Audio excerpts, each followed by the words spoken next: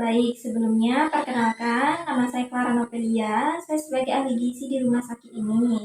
Pertama-tama kalau boleh tahu, boleh tidak Mbak memperkenalkan dirinya? Eh, Ya Kak, perkenalkan nama saya Cindy Angela. Saya siswa SMP kelas 9. Kalau boleh tahu sekolah di mana? Sekolahnya di Siantan Kak, Tadi pergi ke sini sama siapa?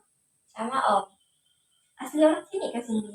Bukan, cuman sekolahnya di sini, Emangnya asli orang mana? dari Sintang. Oh, jauh juga. Jadi di sini tinggal sama keluarga lah ya? Iya, Baik Mbak Cindy, bagaimana kabarnya hari ini? Apa ada yang bisa saya bantu? baik Kak. Jadi begini Kak, beberapa hari ini saya sering merasa pusing, mengantuk, cepat letih dan lelah. Saya juga kadang kalau lagi sekolah kurang konsentrasi itu kalau dosen lagi menyampaikan materi. Kenapa ya Kak? Sebelumnya saya izin bertanya, apakah Mbak pernah mengecek tes kesehatan seperti tensi atau cek kesehatan lainnya? Kalau tensi itu pernah Kak, tapi sudah cukup lama juga, mungkin sekitar 1 bulan yang lalu.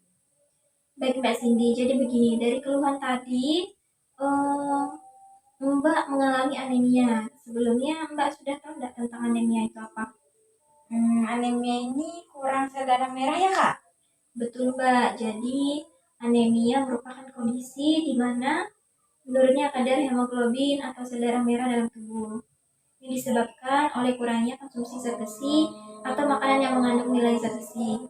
Dan tanda atau gejala yang biasa terjadinya itu ya sering merasa pusing, lelah, lemah, capek, kurang konsentrasi, mengantuk. Nah, yang dimana hal tersebut sama dengan apa yang Mbak Cindy alami.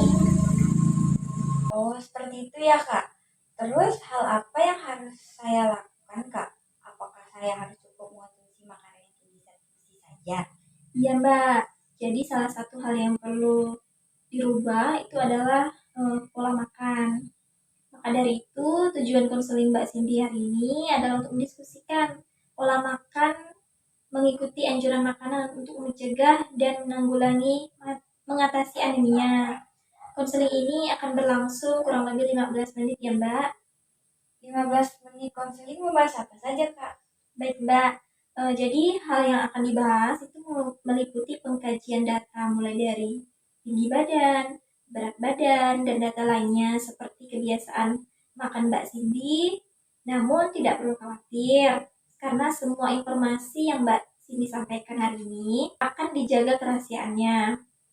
Maka dari itu, apakah Mbak Cindy bersedia untuk dilakukan konseling dengan bekerja sama demi keberhasilan proses konseling hari ini? Baik Kak, saya bersedia. Sebelumnya, apakah Mbak Cindy pernah mengukur tinggi badan atau berat badan?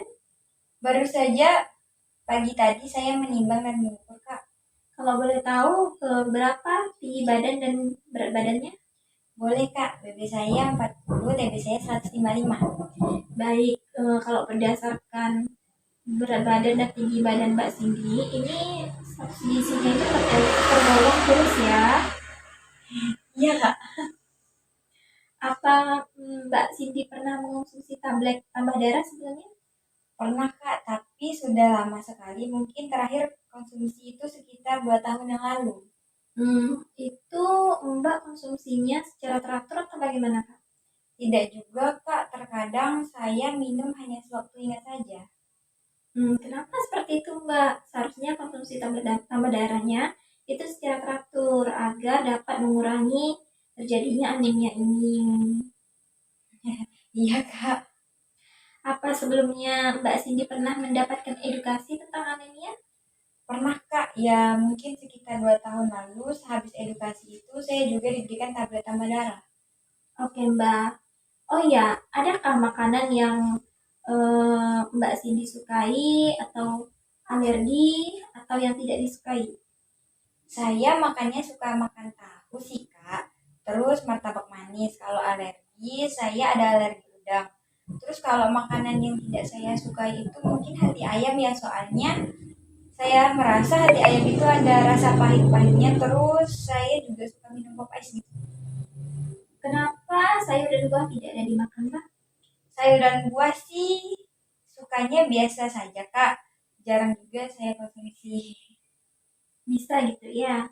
Seharusnya konsumsi sayur dan buah itu menjadi makanan yang disukai. Biar nggak jajan martabak terus. Iya, Kak.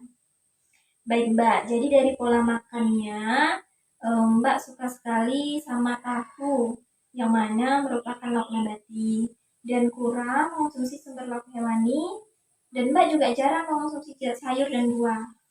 Iya, Kak. Terus saya harus bagaimana ya, Kak? Jika Mbak terus makan makanan yang menurut Mbak favorit saja, hal ini sangat berpengaruh pada anemia. Jadi Mbak bersedia enggak untuk mengatasi anemia ini? Akan saya bantu bagaimana? Boleh, Kak. Saya sangat bersedia bila dibantu. Jadi Mbak harus perlu mengikuti diet yang saya sarankan ya. Baik, Kak. Jadi apa yang harus saya lakukan? Mbak harus lebih bisa untuk mewarnai atau mengubah makanan dan cemilan. Tidak harus lauk nabati saja. Kemudian Mbak juga harus lebih sering konsumsi sayur dan buah yang mengandung tinggi nilai zat besinya. Mewarnai makanan seperti apa, Kak? Kemudian bisa diberikan saya contoh makanan atau bahan makanan yang mengandung tinggi zat besi?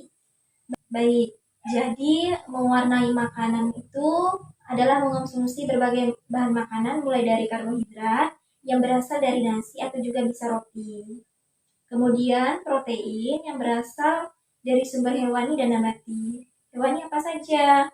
Yaitu seperti daging ayam, telur, hati ayam, dan untuk lauk nabatinya itu seperti tahu dan tempe. Bisa juga dari kacang-kacangan dan olahannya.